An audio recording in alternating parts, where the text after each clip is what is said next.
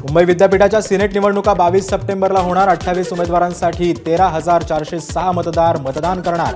38 मतदान केंद्र आणि 64 बूथवर मतदान। 25 सप्टेंबरला होणार निकाल जाहीर। सिनेट निवडणुकीच्या पार्श्वभूमीवर आमदार आदित्य ठाकरेंचा मतदारांना पत्र। 22 सप्टेंबरला होणाऱ्या निवडणुकीत ठाकरेंची युवासेना आणि एबीव्हीपी मध्ये होणार थेट लढत। भावी पिढ्यांसाठी योग्य निर्णय घ्या, ठाकरेंचं आवाहन।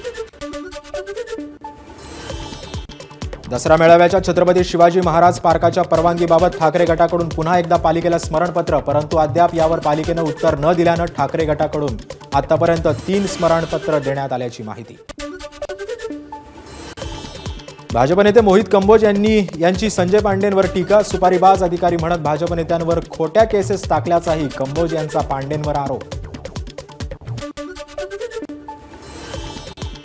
दिल्लीत होणाऱ्या मराठी साहित्य संमेलनाच्या बोधचिन्हाची राज ठाकरेंकडून निवड। मंथन स्कूल ऑफ क्रिएटिव्हिटी अँड आर्ट्सचे प्रसाद गवळी यांच्या बोधचिन्हाची अंतिम निवड। वाढवण बंदराजवळ मोठं टेक्सटाईल पार्क उभारण्यासाठी हालचाली। त्यासाठी पालघर जिल्ह्यातील माहीम आणि टोकराळे गावातील 1200 एकर जमिनीचं भूसंपादन केलं जाणार असल्याचीही माहिती।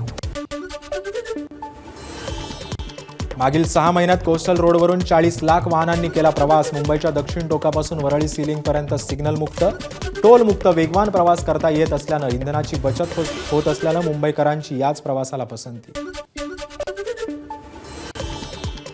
2 दिवसांच्या तणावानंतर सध्या भिवंडी शहरात शांतता आणि सुव्यवस्था। अफवांवर विश्वास ठेवू नका, भिवंडी पोलीस उपायुक्तांचं नागरिकांना आवाहन। महारेराच्या अध्यक्षपदी मनोज सौनिक यांची नियुक्ती। गृहनिर्माण मंत्री अतुल सावेंकडून मंत्रालयात सौनिक यांना पद आणि गोपनीयतेची शपथ। म्हाडानंतर आता सिडको ही घरांच्या किमतीत घट करणार। सध्याच्या किमतीमध्ये 10% कपात। 5 ते 6 लाख रुपयांनी घरांच्या किमती या स्वस्त होणार।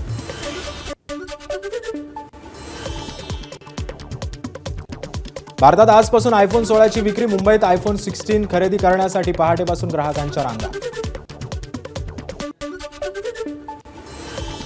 कॉलेजची फी न भरल्यानं विद्यार्थिनीला परीक्षेला बसण्यास कॉलेजकडून बंदी। मनसेचे चेंबूर विभाग अध्यक्ष माऊली थोरवे यांनी विचारला कॉलेज प्रशासनाला जाब। नमते घेत मुलीला परीक्षेत बसण्यास कॉलेजकडून परवानगी।